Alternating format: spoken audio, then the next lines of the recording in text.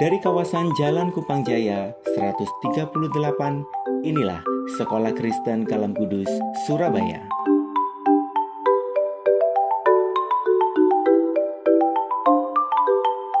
Sekolah Kristen Kalam Kudus, Surabaya telah berpengalaman lebih dari 40 tahun. Senantiasa mengedepankan semangat untuk mendidik, mengajar, dan mewujudkan terbangunnya manusia yang utuh, yang takut akan Tuhan, mandiri, dan berguna bagi dunia.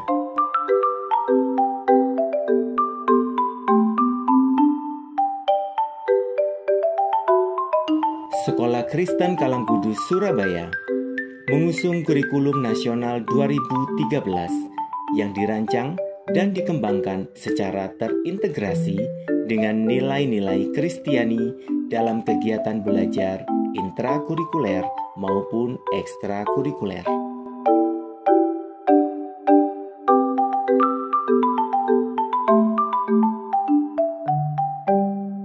Udah 13 tahun, 12-13 tahunan. Anak-anak di sini tuh baik, terus habis itu kayak mereka nggak pilih-pilih teman, kayak kerohaniannya tuh mereka benar-benar solid itu. Jadi kayak kita benar-benar mengutamakan Tuhan dalam setiap pembelajarannya, dan membantu saya untuk bisa sampai saat ini menyelesaikan S1 saya di salah satu universitas ternama di Jakarta. Ke ilmu pengetahuannya kan moral, nah itu yang selalu kayak jadi reminder aku setiap harinya untuk selalu lebih baik. Dia bisa mengikuti setiap kegiatan yang di sekolah ini. Banyak cewek sih yang lebih deket. Banyak hal yang boleh dipelajari anak saya selama sekolah di Kalam Kudus.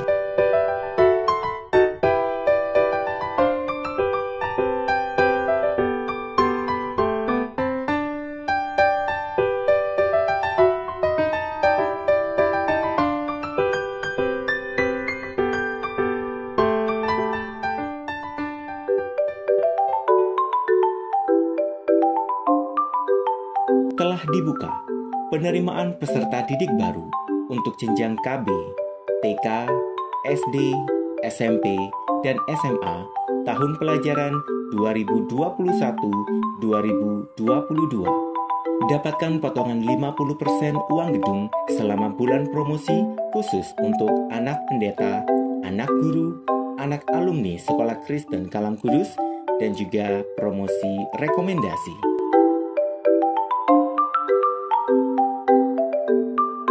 Bersama Sekolah Kristen Kalam Kudus, Surabaya, mari kita wujudkan terbangunnya manusia utuh yang takut akan Tuhan, mandiri, dan berguna bagi dunia.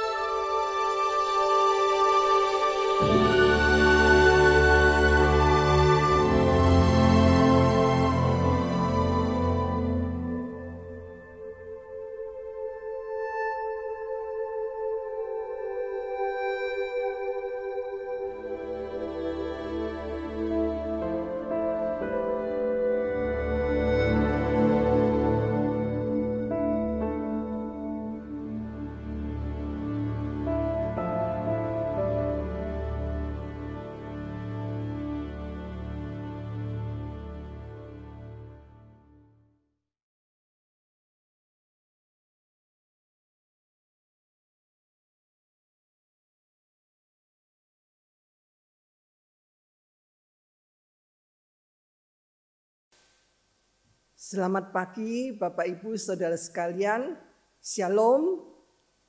Kita bersyukur kalau pada pagi hari ini kita masih diberi kesempatan oleh Tuhan untuk sama-sama boleh berbakti kepada Tuhan.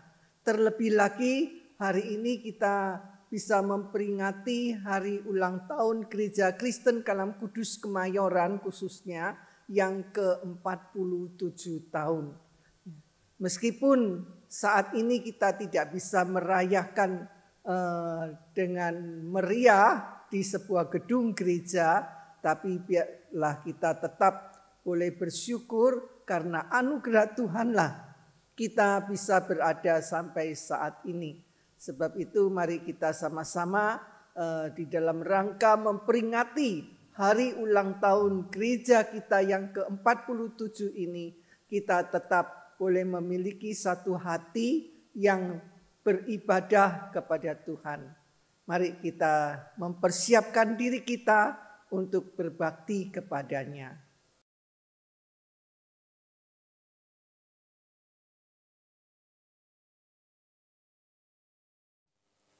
Shalom, selamat pagi jemaat yang terkasih dalam Kristus. Mari kita mulai ibadah kita bangkit berdiri. Kita mempersiapkan hati kita menghadap Tuhan, kita masuk dalam saat teduh.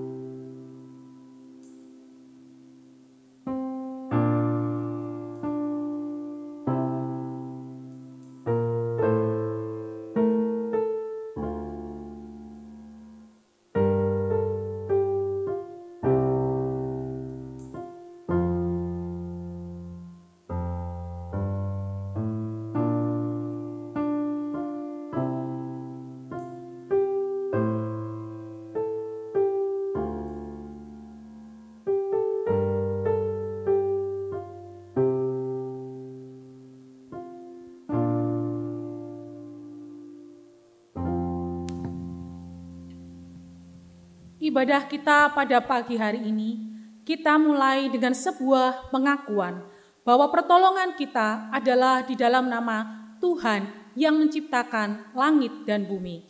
Kasih karunia, rahmat dan damai sejahtera dari Allah Bapa dan Kristus Yesus Tuhan kita menyertai kita sekalian.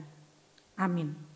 Jemaat yang terkasih dalam Kristus, mari kita menaikkan pujian kita kepadanya, syukur kita kepada Tuhan kita, Yesus Kristus.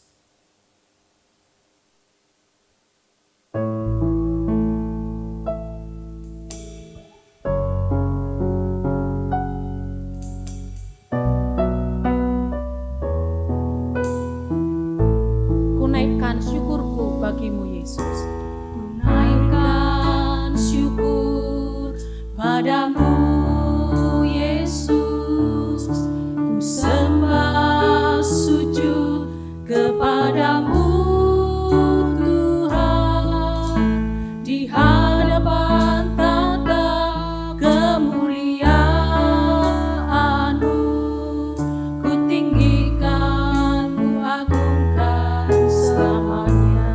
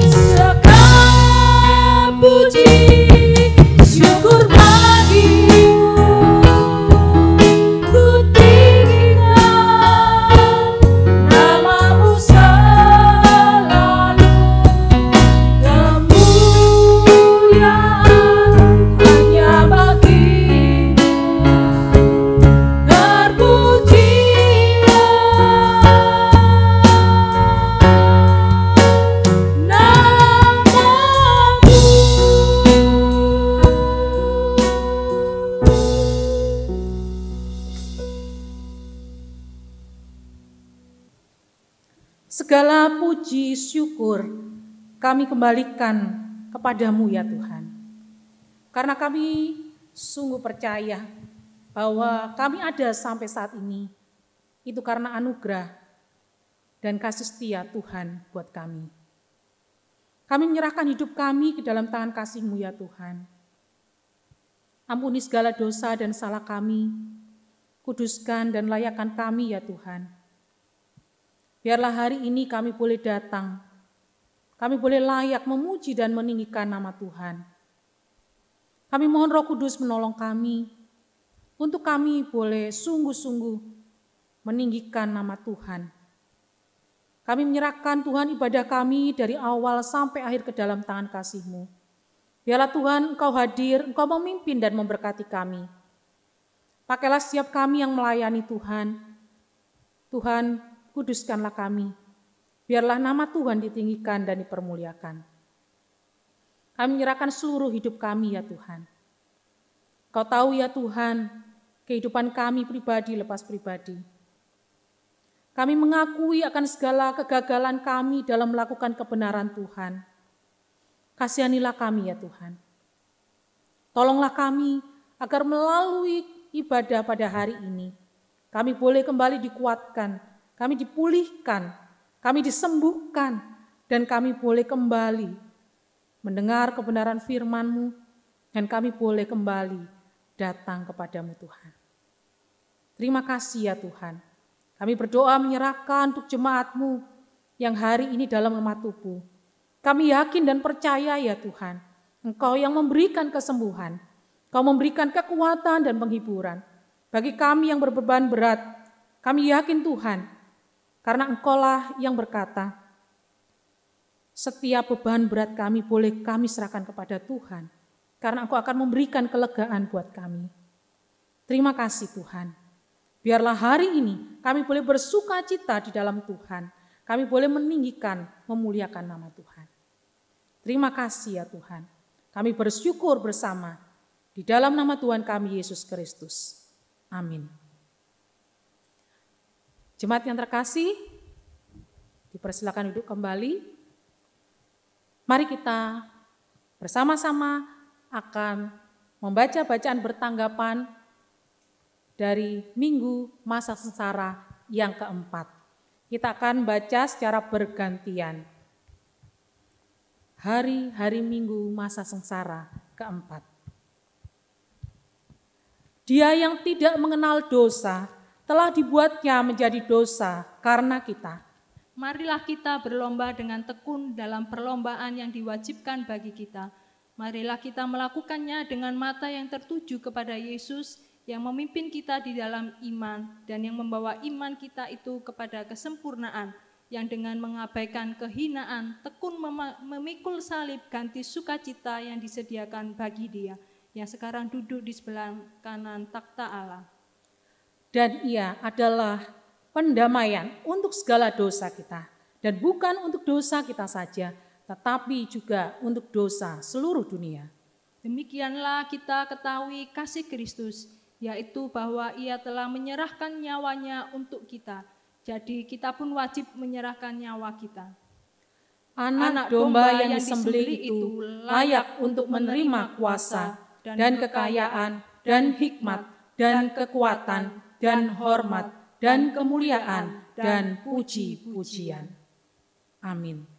Jemaat yang terkasih dalam Kristus, Dialah yang layak menerima segala pujian, segala kemuliaan yang datang dari kita, manusia yang telah diselamatkannya. Mari kita bersyukur kepadanya. Dengan hati yang bersyukur, kita naikkan pujian karena Engkau, karena Tuhan itu baik. Dengan hati bersyukur, mari kita menaikkan pujian kita.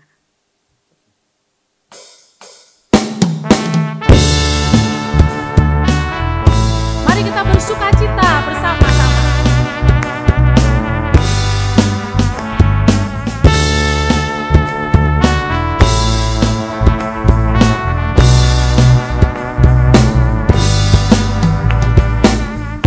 Dengan hati bersyukur masuk di hadirat-Mu, membawa pujian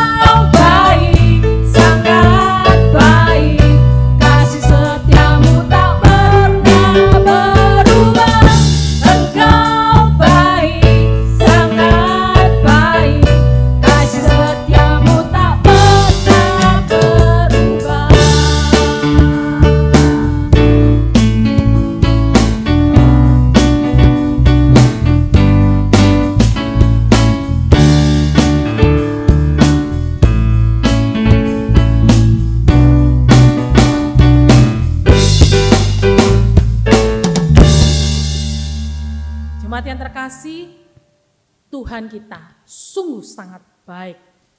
Hari ini kita bersama bersyukur karena kita kembali mengingat penyertaan Tuhan untuk gereja kita, Kalam Kudus Kemayoran. Mari kita bersyukur kepada Dia dengan memberikan yang terbaik dari setiap hidup kita. Mari saudara yang terkasih, kita bangkit berdiri, kita akan bersama-sama menyatakan iman percaya kita kepada Tuhan kita. Mari kita bersama-sama berdiri mengucapkan pengakuan iman rasuli yang berbunyi demikian. Aku percaya kepada Allah, Bapa yang Maha Kuasa, Khalik langit dan bumi, dan kepada Yesus Kristus, anaknya yang tunggal Tuhan kita, yang dikandung dari Roh Kudus, lahir dari anak darah Maria, yang menderita sengsara di bawah pemerintahan Pontius Pilatus, disalibkan, mati dan dikuburkan, turun ke dalam kerajaan maut. Pada hari yang ketiga, bangkit pula dari antara orang mati, naik ke surga, duduk sebelah kanan Allah, Bapa yang Maha Kuasa, dan dari sana Ia akan datang untuk menghakimi orang yang hidup dan yang mati. Aku percaya kepada Roh Kudus, gereja yang kudus dan am, persekutuan orang kudus, pengampunan dosa, kebangkitan tubuh, dan hidup yang kekal. Amin. Jemaat dipersilakan duduk kembali. Mari kita persiapkan hati kita. Kita akan bersama menaikkan pokok-pokok doa dalam doa syafaat.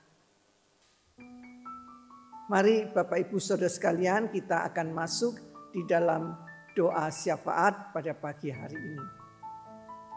Bapa di dalam surga, kami sungguh bersyukur karena anugerah Tuhan yang sudah memimpin dan memelihara gereja kami selama 47 tahun. Walaupun di dalam 47 tahun ini kami masih banyak kelemahan dan kekurangan. Kami masih jauh dari sempurna. Tapi kami tahu kalau kami boleh berada sampai hari ini, semua adalah karena anugerah Tuhan yang sudah memungkinkan kami untuk berada sampai hari ini. Kita bersyukur kepada Tuhan. Ya Bapa, pada pagi ini kami mau berbakti kepada Tuhan. Biarlah Engkau sendiri yang akan mengarahkan hati dan pikiran kami kepada Tuhan.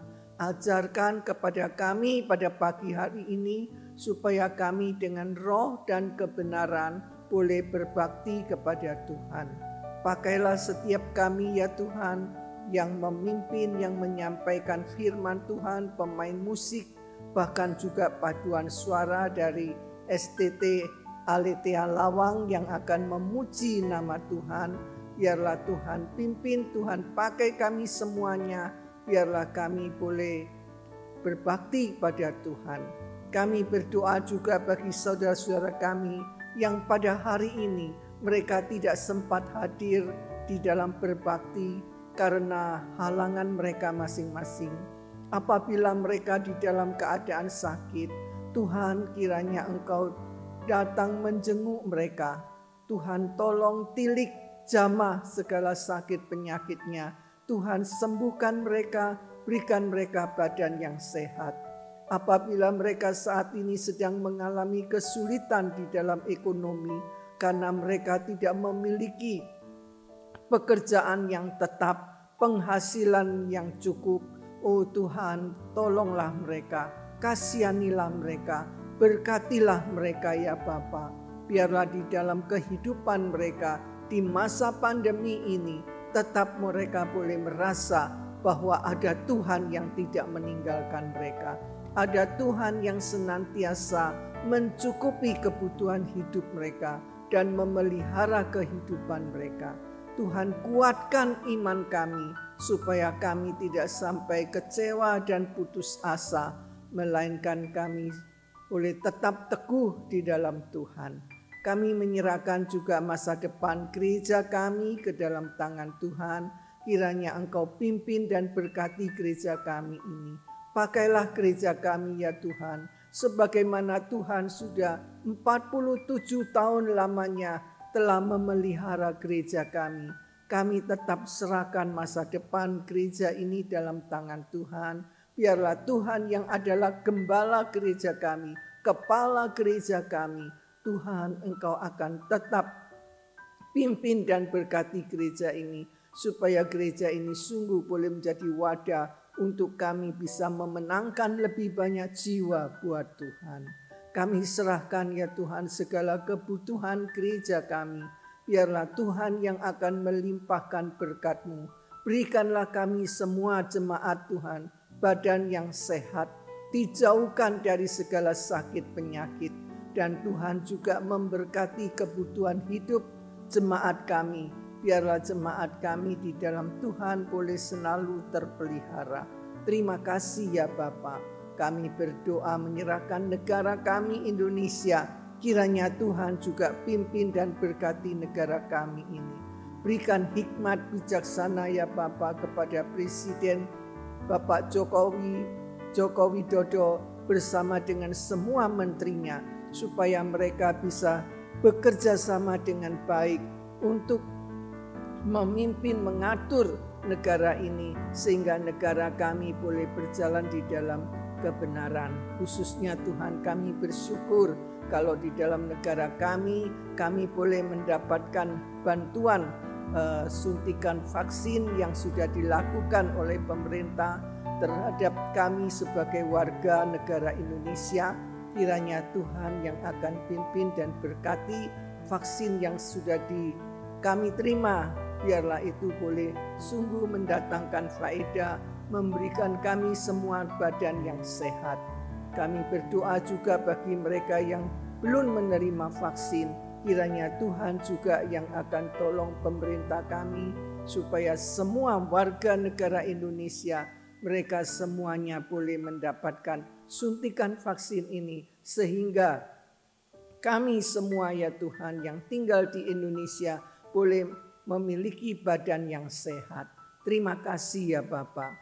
Kami berdoa serahkan negara kami Indonesia ke dalam tangan Tuhan. Biarlah Tuhan yang pimpin, Tuhan yang akan memberkatinya. Kami berdoa di dalam nama Yesus Kristus, Juru Selamat kami yang hidup. Amin. Jemaat yang terkasih dalam Kristus, sebentar lagi kita akan bersama merenungkan kebenaran firman Tuhan. Mari kita mempersiapkan hati kita buka hati kita, karena kita tahu firman Tuhan itu hidup. Biarlah firman Tuhan itu menjadi berkat dalam hidup kita, mengubah hidup kita, dan membentuk kita. Kita buka hati kita menyanyikan pujian. Firman Kalik Semesta, ajaib firman hidup. Khotbah hari ini oleh penginjil Evelyn Chu.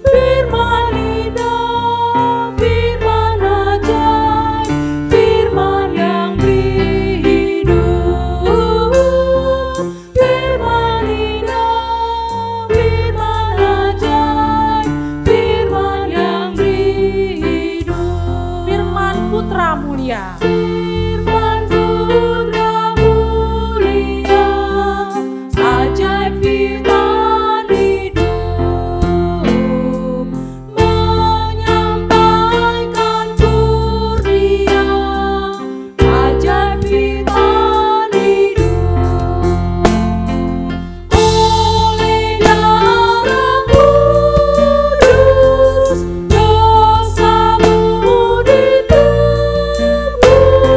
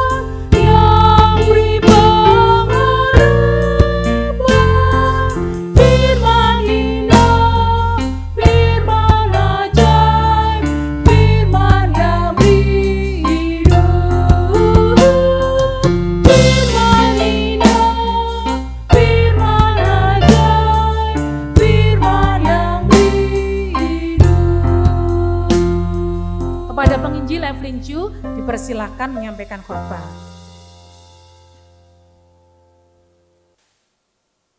Ya, saudara sekalian, berikutnya kita akan mendengarkan paduan suara dari mahasiswa STT Aletheia Lawang.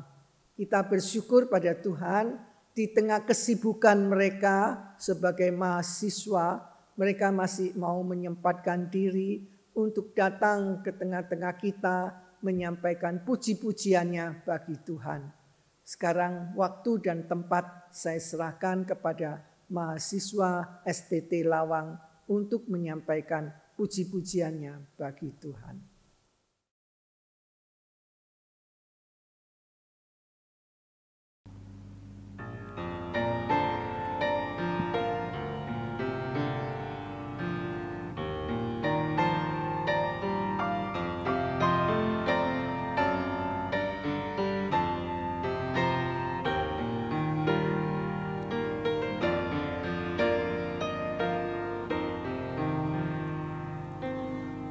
Things work for our good, though sometimes we can't see how they could.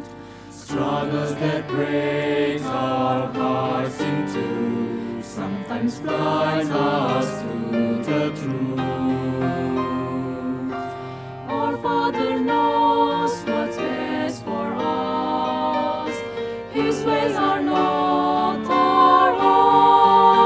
So when your pathway grows deep and you just can't see Him, remember you're never alone.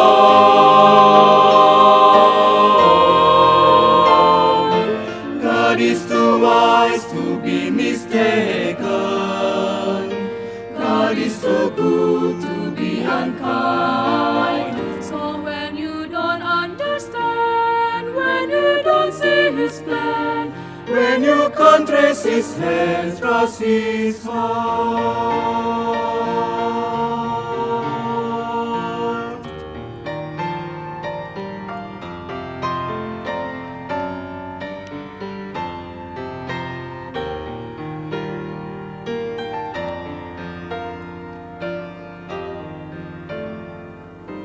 He sees the Master's plan. He holds the future in His hand. So don't live as those who have no hope. Hope is found in Him. We see the present clearly, but He sees the first and the last. And like a tapestry, He's weaving you and me to someday be just like Him. God is too wise to be mistaken. God is too good to be unkind.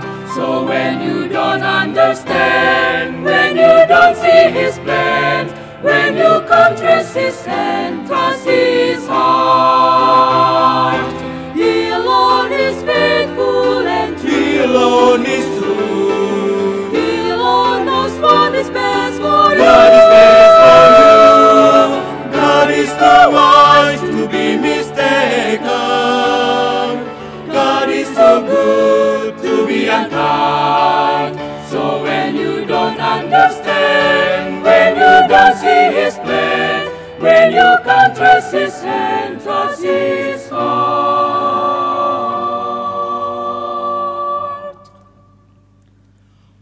When you don't understand, when you don't see His plan, when you can't trace His hand, trust His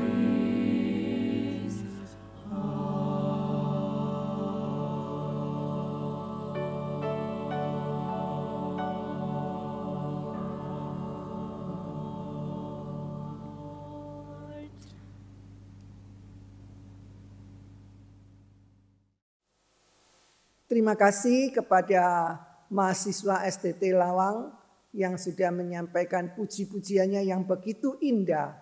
Saya percaya bahwa puji-pujian yang mereka naikkan itu tentu menjadi berkat buat kita sekalian. Kiranya Tuhan memberkati saudara sekalian, mahasiswa STT Aletheia Lawang, supaya kalian boleh dipakai Tuhan lebih hari, lebih indah lagi. Terima kasih. Tuhan memberkati pelayanan saudara. Ya, saudara sekalian, pada hari ini kita memperingati hari ulang tahun gereja kita yang ke-47 tahun.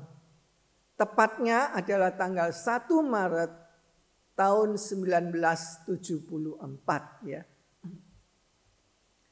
Ya. Kalau 1 Maret tahun 1974 berarti sampai hari ini gereja kita sudah berusia 47 tahun.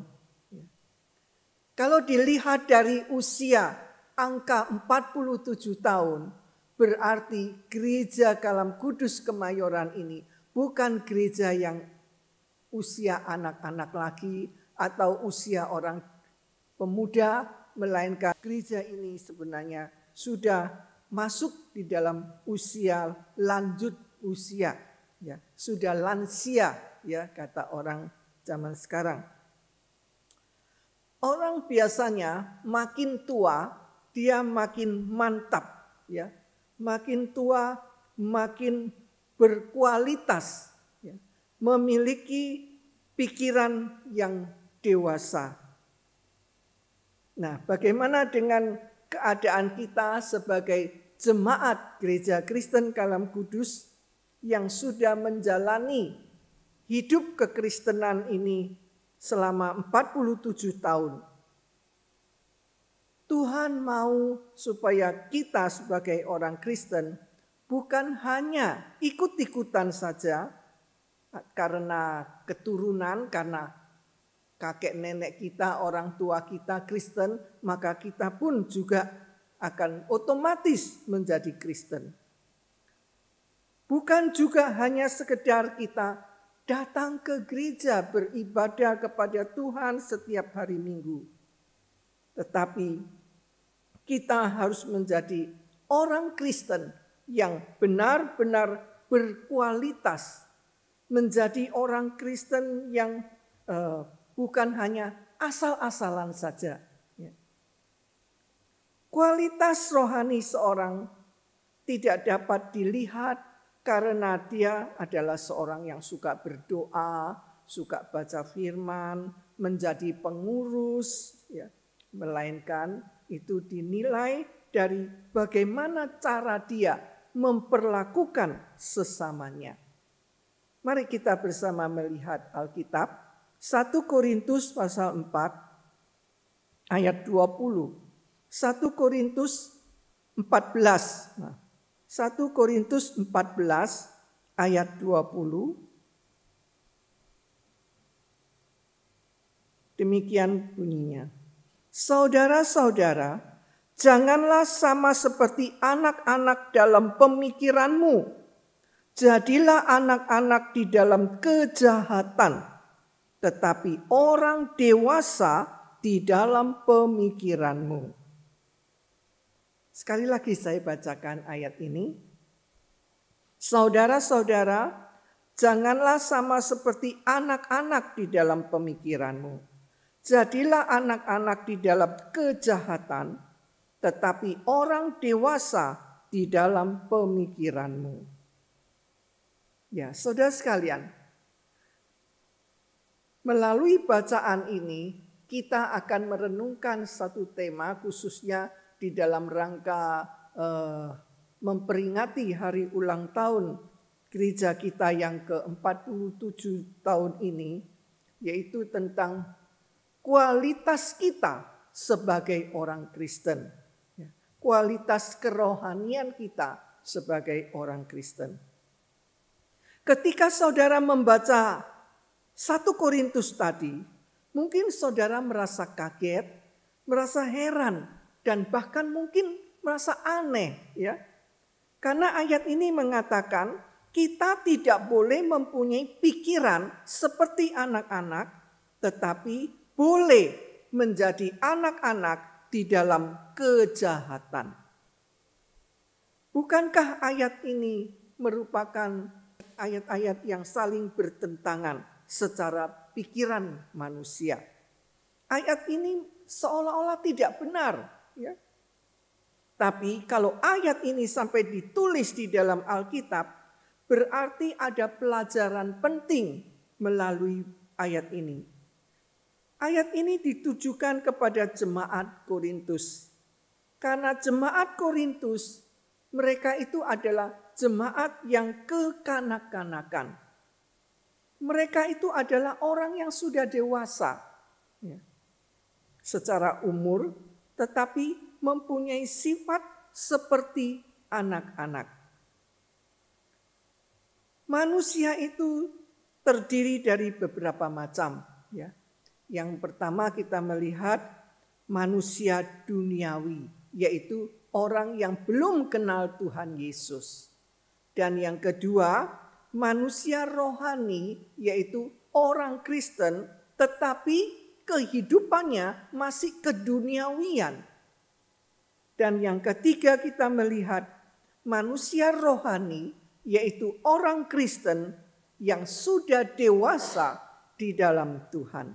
Jemaat Korintus meskipun mereka itu adalah jemaat atau orang yang berpendidikan tinggi, mereka adalah orang yang berhikmat, tetapi mereka masih kekanak-kanakan. Hidup secara keduniawian. Secara status mereka disebut manusia rohani, tetapi masih hidup keduniawian. Jemaat Korintus seharusnya sudah dapat menerima makanan yang keras, tapi nyatanya mereka masih hanya dapat menerima susu saja. Bagaimana dengan kehidupan jemaat Korintus ini? Kalau kita mempelajari kitab Korintus, maka kita akan mengetahui keadaan dari jemaat Korintus ini. Ada beberapa hal, yaitu yang pertama, mereka itu adalah orang yang iri hati, ya, seperti kita melihat di dalam 1 Korintus pasal 3 ayat 3, ya. 1 Korintus pasal 3 ayat 3.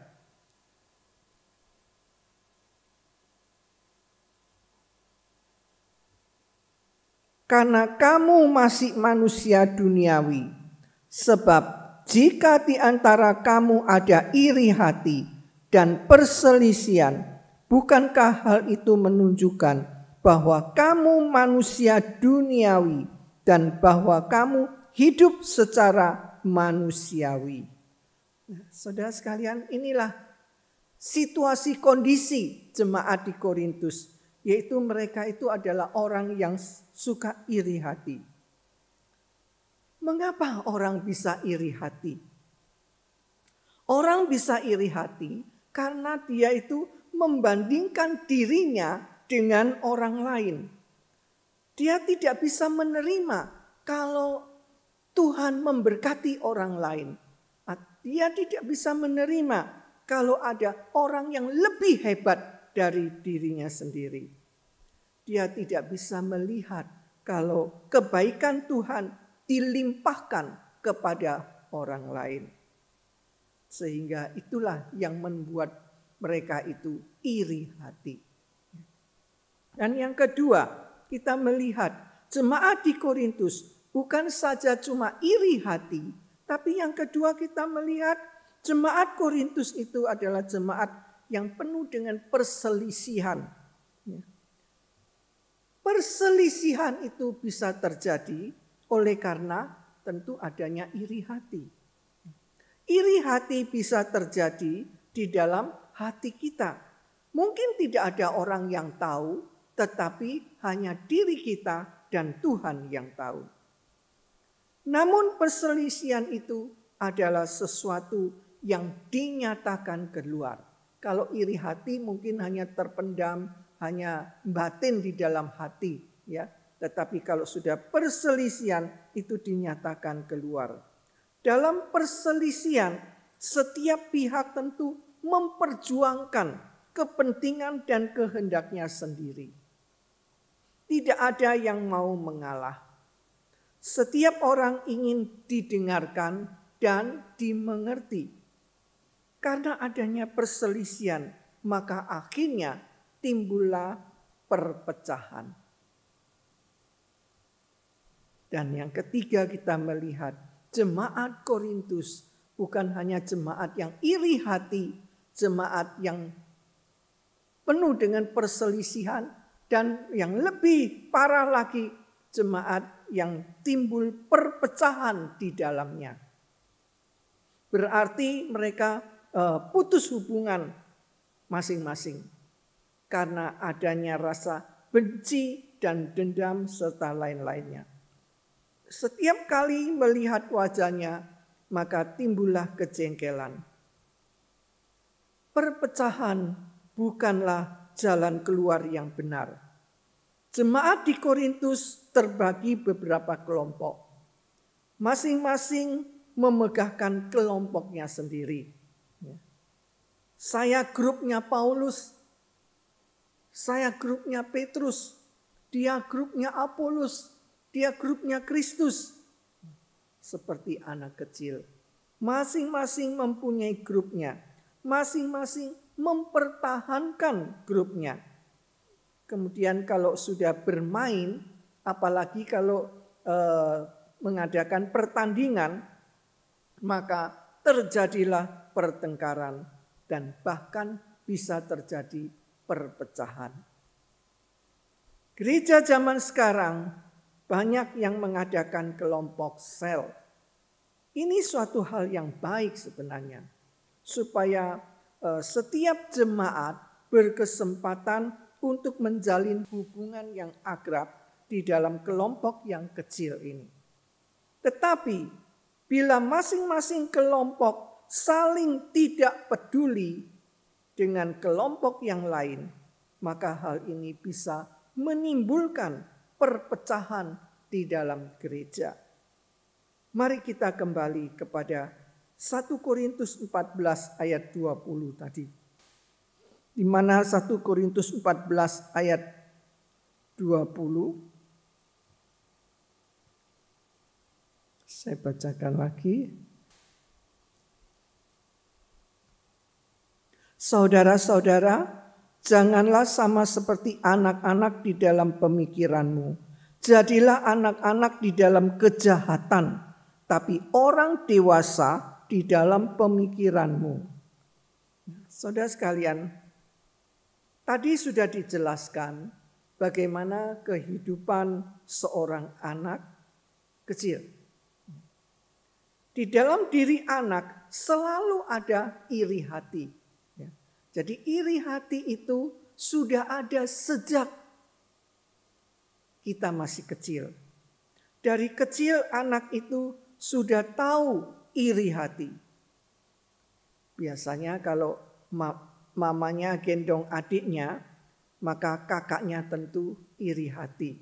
Dia tidak mau kalau mamanya itu memperhatikan adiknya.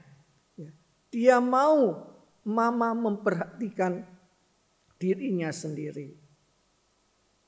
Kalau dia tidak diperhatikan, maka biasanya anak itu bisa marah.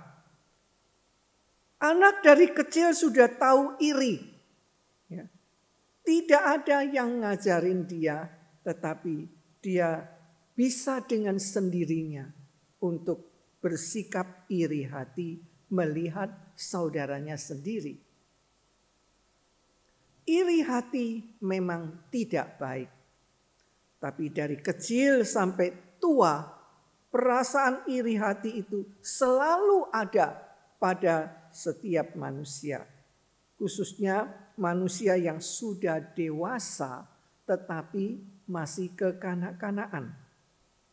Itulah sebabnya firman Tuhan mengingatkan kita supaya jangan berpikiran seperti anak-anak. Tapi selanjutnya firman Tuhan mengatakan, jadilah anak-anak di dalam kejahatan. Apa yang dilakukan oleh orang jahat? Yaitu suka bertengkar. Ya. Orang jahat itu suka bertengkar.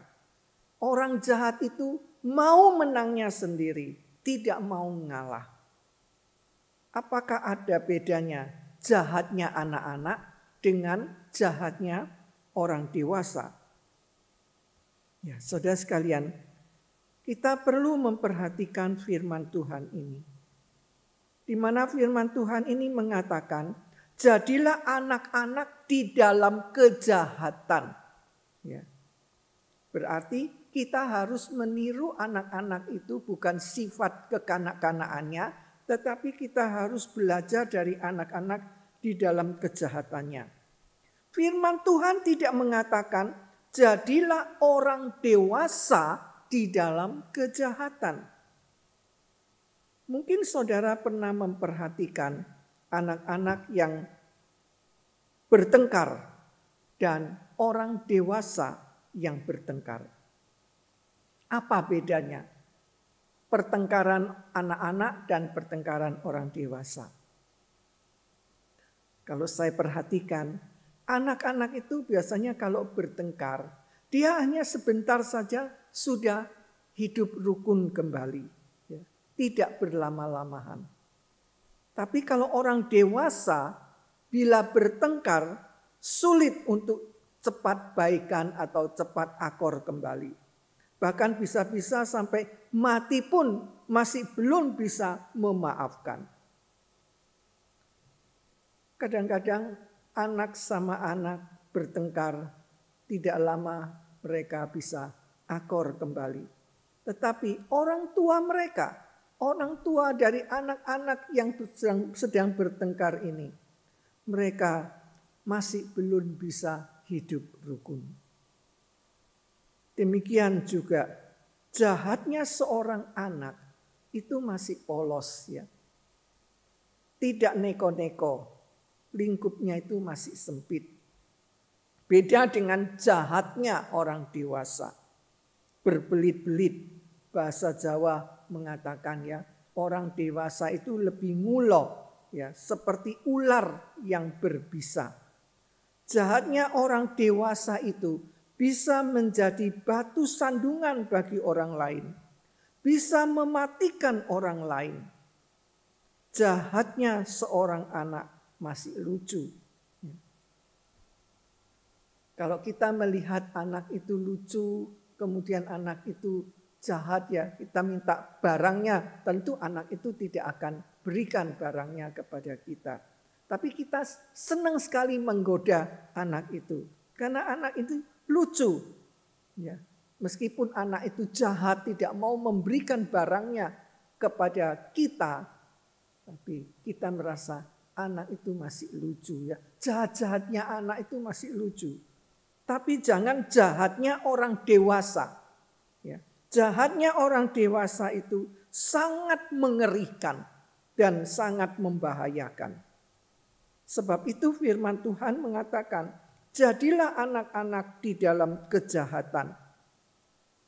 Selanjutnya firman Tuhan mengatakan, jadi orang dewasa di dalam pemikiranmu. Saudara sekalian, apa ciri-ciri orang yang dewasa, orang yang Kristen yang kedewasaan? Yang pertama, ciri-cirinya adalah dia melihat segala sesuatu bukan dari sudut pandang manusia atau dirinya sendiri, melainkan segala sesuatu dilihat dari sudut pandang Tuhan dan bukan dari sudut pandang manusia atau dirinya sendiri. Jemaat di Korintus tidak dewasa karena mereka melihat kepada Paulus, Apolos, Petrus, mereka mengidolakan manusia. Seolah-olah manusia itu adalah Tuhan bagi mereka. Kalau biasanya kita melihat ya, kalau pemimpinnya itu pindah tempat, dia juga ikut pindah. Kalau pemimpinnya itu tidak menyenangkan, dia juga akan pindah. Kalau ke gereja mungkin akan tanya dulu, siapa yang berkhotbah. Kalau pengkhotbahnya tidak menyenangkan, maka dia tentu juga tidak mau datang. Ya saudara sekalian, kita boleh sih mengidolakan atau mendukung pemimpin kita. Tetapi itu dilakukan bukan karena manusianya, melainkan karena Tuhan. Siapapun hamba Tuhan yang melayani, selama dia mengajarkan kebenaran firman Tuhan, maka kita harus ikut dia. Paulus mengatakan, jadilah pengikutku sama seperti aku juga menjadi pengikut Kristus. Itulah orang yang dewasa. Ya. Orang dewasa itu melihat segala sesuatu bukan dari sudut pandang dirinya atau manusia, melainkan dia melihat dari sudut pandang Tuhan. Dan yang kedua, seorang yang dewasa, dia adalah orang yang mau memikirkan orang lain. Ada orang yang berpandangan, kamu, aku. Saya tidak mencampuri hidupmu, kamu juga jangan mencampuri hidupku. Ya, saudara sekalian, kalau kita mempunyai pikiran yang demikian, itu tidak alkitabiah. Mungkin kita tidak senang kalau orang lain menegur kesalahan kita. Kita marah. Ini menunjukkan kita kurang dewasa. Alkitab mengajarkan kita untuk memperhatikan orang lain dengan motivasi kasih. Kita jangan bersikeras dengan pendapat kita sendiri. Mari kita melihat Filipi pasal 2. Filipi pasal 2.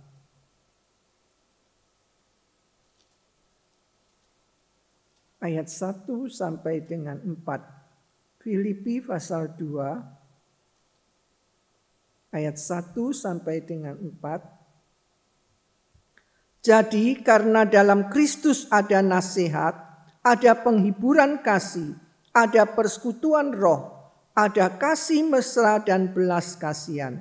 Karena itu sempurnakanlah sukacitaku dengan ini. Hendaklah kamu sehati sepikir dalam satu kasih, satu jiwa, satu tujuan. Dengan tidak mencari kepentingan sendiri atau puji-pujian yang sia-sia. Sebaliknya, hendaklah dengan rendah hati yang seorang menganggap yang lain lebih utama daripada dirinya sendiri. Dan janganlah tiap-tiap orang hanya memperhatikan kepentingannya sendiri saja, tetapi memperhatikan kepentingan orang lain juga. Ya, inilah saudara sekalian, orang yang dewasa adalah orang yang memperhatikan kepentingan orang lain. Ya, bukan hanya memperhatikan kepentingan diri kita sendiri. Dan yang ketiga kita melihat, orang yang dewasa adalah orang yang tahu bagiannya, tahu tugasnya masing-masing. Jikalau kita belum mengenal diri, berarti kita ini belum dewasa. Seorang anak dia tentu tidak tahu bahwa dirinya itu adalah orang yang harusnya memperhatikan orang lain. Orang tidak dewasa biasanya tidak mengerti bahwa dia sudah dewasa. Orang yang merasa diri kurang, dia adalah orang yang rendah hati. Orang yang menilai diri terlalu tinggi, maka dia akan merendahkan orang lain. Orang yang memberikan penilaian secara salah, sebenarnya dia sedang menyatakan kebodohannya. Saudara sekalian, Kalau saya bertanya, apakah saudara sudah menjadi anak Tuhan? Mungkin saudara akan menjawab, ya, saya sudah jadi anak Tuhan. Dan berikutnya, apakah saudara tahu tugas yang harus dilakukan sebagai anak Tuhan? Mungkin saudara akan mengatakan, ya, saya tahu sebagai anak Tuhan harusnya melayani Tuhan. Apakah saudara sudah melakukan tugas dan tanggung jawab di dalam melayani Tuhan? Saudara, prinsip untuk melayani Tuhan adalah kita harus setia di dalam perkara kecil. Maka Tuhan akan mempercayakan kepada kita perkara yang besar. Jika kita tidak setia di dalam perkara kecil, tapi bermimpi untuk mengerjakan perkara besar, maka ini akan menghancurkan diri kita sendiri dan orang lain, serta juga akan merusak pekerjaan Tuhan. Ya, saudara sekalian, bagaimana dengan kualitas kerohanian kita? Kita ini di masa memperingati hari ulang tahun gereja kita yang ke-47 tahun ini, kita termasuk orang Kristen yang berkualitas kekanak-kanaan, ataukah kita berkualitas sebagai orang Kristen yang dewasa? Tuhan mau kita menjadi orang Kristen dewasa yang mempunyai pikiran seperti Kristus. Ya, yang pertama, kalau kita adalah orang yang dewasa, tentunya pertama kita harus memandang segala sesuatu dari sudut pandang Tuhan, bukan dari sudut pandang kita sendiri atau dari sudut pandang manusia. Dan yang kedua, sebagai orang yang dewasa, tentu mau memikirkan orang lain. Dan yang ketiga, sebagai orang yang sudah dewasa, tentu tahu bagiannya atau tugasnya masing-masing. Semoga Tuhan membantu kita di dalam masa usia 47 tahun gereja kita. Tidak lama lagi, 3 tahun lagi sudah mencapai usia 50 tahun. Ya, ulang tahun emas. Semoga kita tidak menjadi orang Kristen yang berkualitas seperti anak-anak, tetapi kita akan menjadi orang Kristen yang dewasa di dalam Kristus, mempunyai pikiran seperti pikiran Kristus. Amin. Mari kita masuk dalam doa.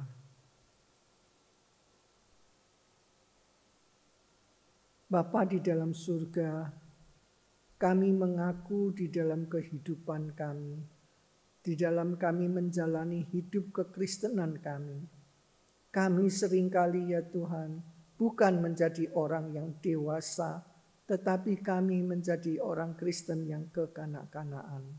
Ampunilah Tuhan segala dosa kami. Kalau selama ini kami tidak menunjukkan sikap yang baik, sikap yang benar di dalam kehidupan kerohanian kami. Biarlah melalui firman-Mu pada pagi hari ini boleh menyadarkan kami, mengingatkan kami, merubah akan kehidupan kami, cara berpikir kami, supaya kami menjadi orang Kristen yang berkualitas seperti orang dewasa di dalam Kristus. Kiranya Tuhan yang akan berkati kami semua, dan Tuhan yang akan pakai kami. Kami berdoa menyerahkan masa depan gereja kami ke dalam tangan Tuhan. Kami rindu Tuhan tetap mau pakai gereja kami, supaya di dalam menjelang usia ulang tahun emas ini ya Tuhan, biarlah semua jemaat Kalam Kudus Kemayoran, mereka sungguh-sungguh boleh menunjukkan suatu kualitas yang baik, tidak kekanak-kanaan, tetapi kami boleh menjadi orang Kristen yang dewasa di dalam Tuhan. Terima kasih ya Bapa. Kami berdoa dan serahkan semua ini hanya di dalam nama Yesus Kristus, Juru Selamat kami yang hidup. Amin. Jemaat yang terkasih dalam Kristus, mari kita memberikan yang terbaik buat Tuhan. Sebagai ucapan syukur kita atas kebaikannya. Kita akan berikan persembahan kita bisa langsung dikirimkan melalui rekening gereja kita atau dimasukkan di amplop, dan pada waktu kita ada ibadah tatap muka dipersilakan untuk menyerahkan ke gereja. Mari kita memberikan yang terbaik karena kita tahu waktu ini adalah anugerah Tuhan buat kita. Pergunakanlah waktu kita dan apa yang ada dalam hidup kita.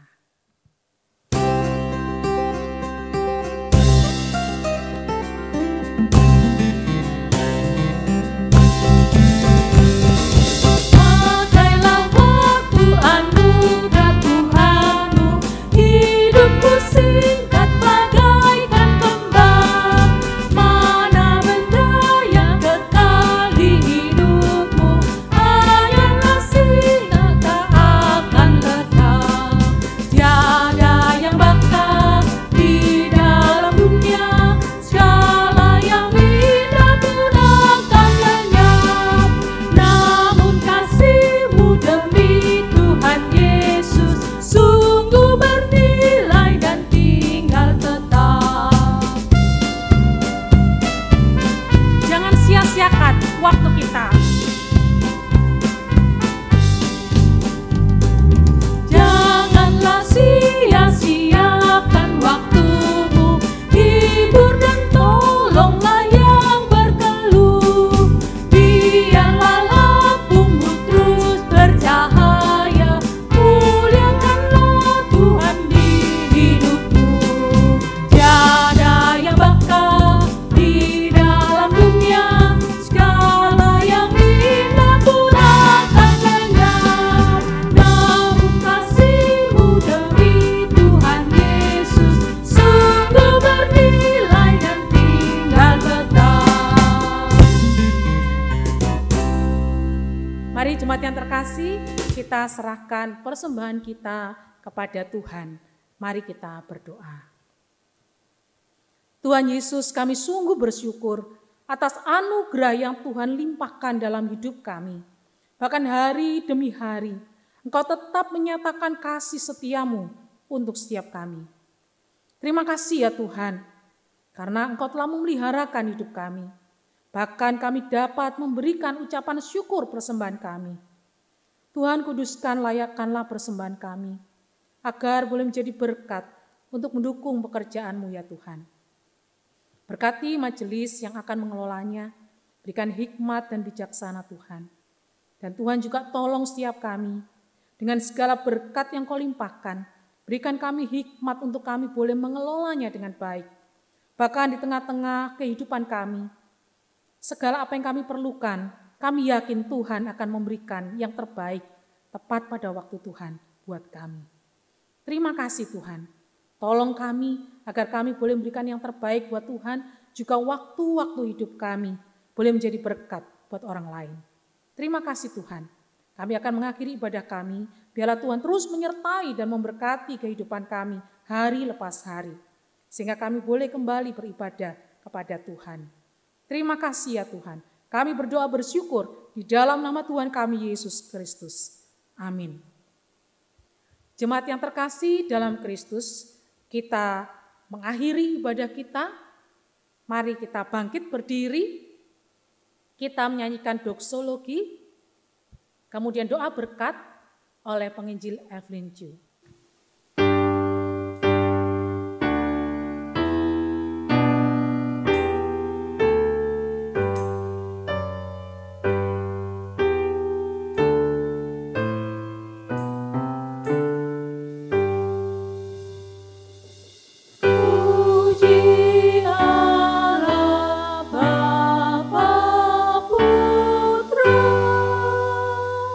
Puji Allah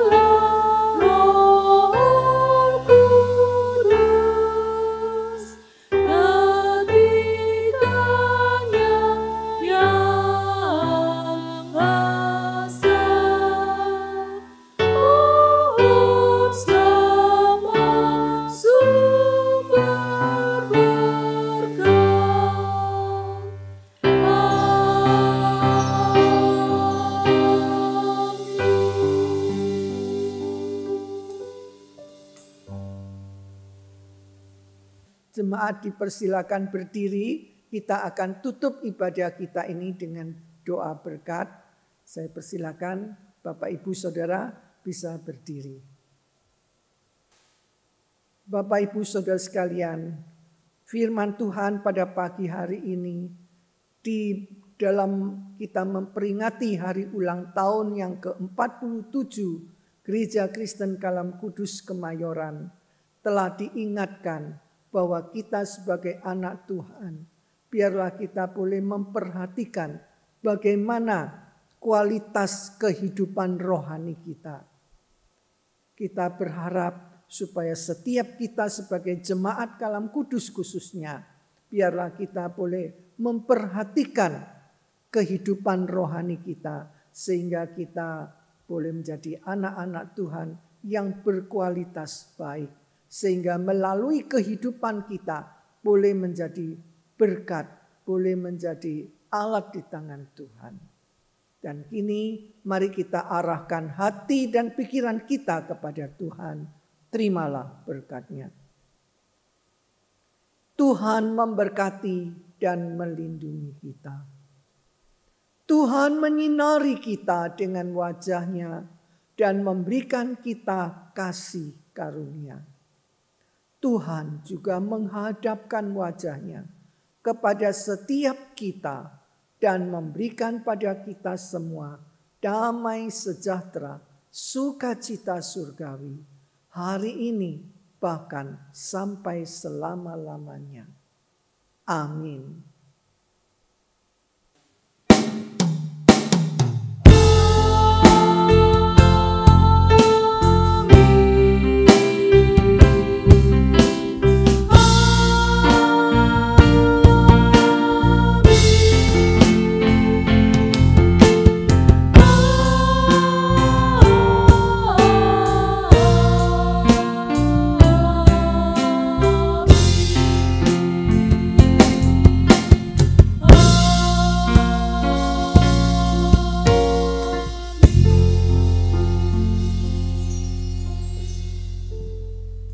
Ibadah kita selesai, jemaat dipersilakan untuk mengambil saat teduh.